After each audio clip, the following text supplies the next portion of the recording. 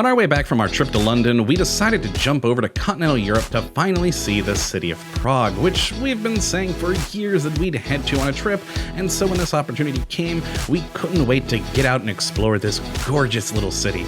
Now, sadly, we only had really one full day there, so we decided to check out some of the major well-known spots, but of course tried to catch at least a few of the off-the-beaten-path locales along the way.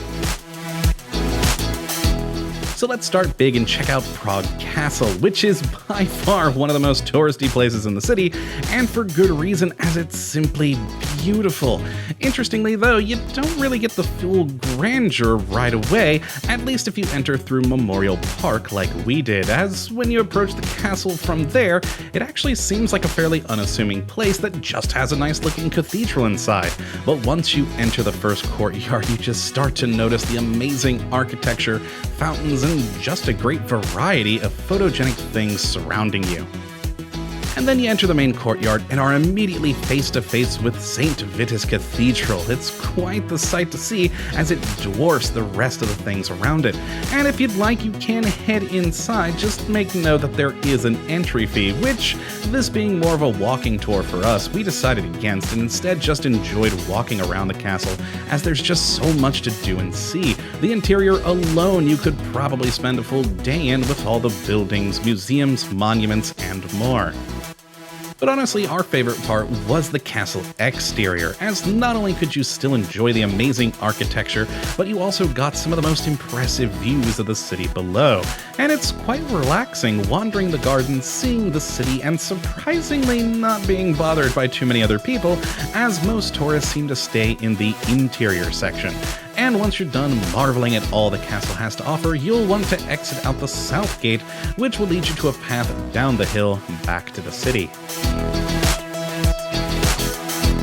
At this point, you might like a little rest, and frankly, there's no better place in our mind than at Villa Richter, nestled within St. Wenceslas Vineyard, which is, according to legend, the oldest vineyard in Bohemia, and is something of an odd experience, being in the middle of a major capital city, surrounded on all sides by grapevines. Now, the villa itself is just as interesting of a place, comprised of two main areas, the terrace and the interior restaurant, which is very much a high-end dining experience, but the terrace is a more laid-back, casual, almost cafe-like environment, both of them serving up their own wine made from Czech grapes. But on the terrace, there's just something so wonderful about having, say, a glass of rosé surrounded by vines and looking out at the city.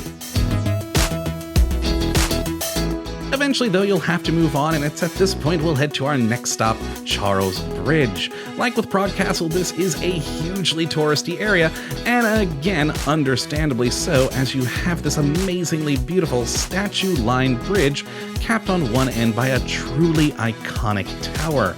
And to add to it all, you'll find some of the best views of the city along the water, with the old town on one end and the imposing castle on the other. It is truly wonderful, crowded and with far too many tourist trap vendors, but still wonderful nonetheless.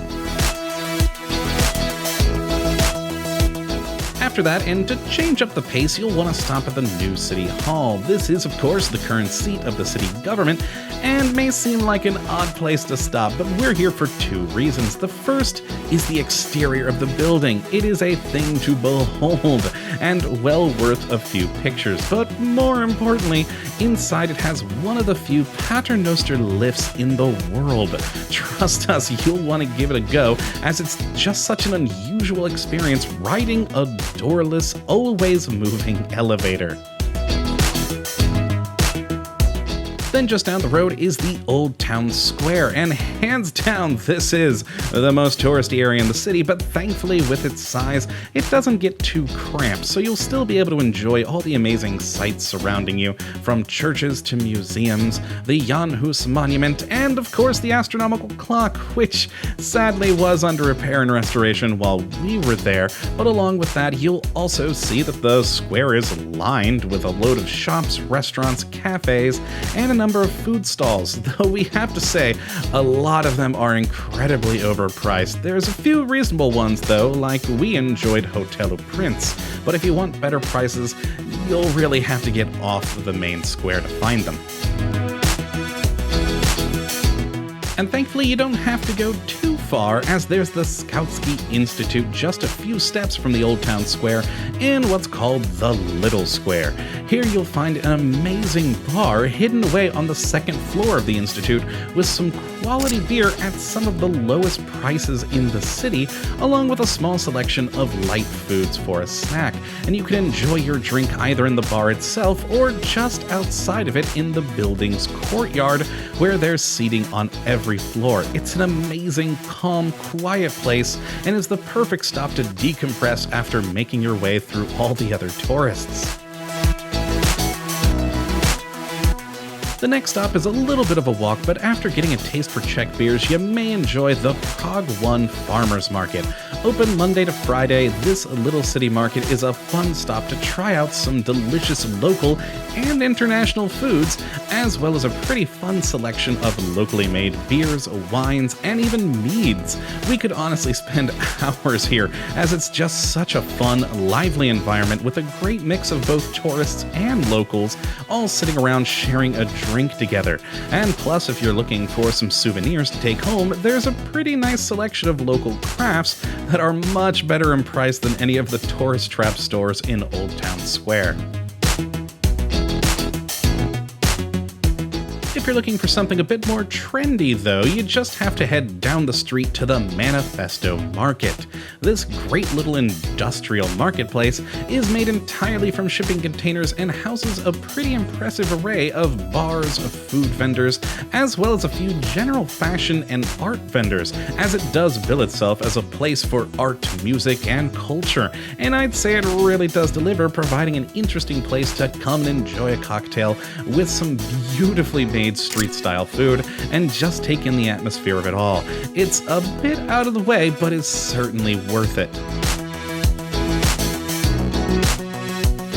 And finally, our last stop is back down by the river at Lod Pivovar, which is pretty unique as it's a full gastropub on a boat in the river. We were quite impressed with this place as it has some great beers, truly delicious food, and an environment split into 3 areas, with a more laid-back pub-style area on the lower deck, more of a restaurant on the main deck, and then a great terrace on the top deck with great panoramic views of the river and the park on the other side. Overall, it's a great place to get some good beer made right there in the boat, and a fun place to just sit, relax, and reflect on a great day in the city. And what a city it is. No matter if you're there for a day or a week, there is just so much to do, and it's all crammed into a surprisingly small area. So whether you're looking for beautiful architecture, great museums, good food, or a tasty beer, you'll be able to find it and walk to it pretty easily.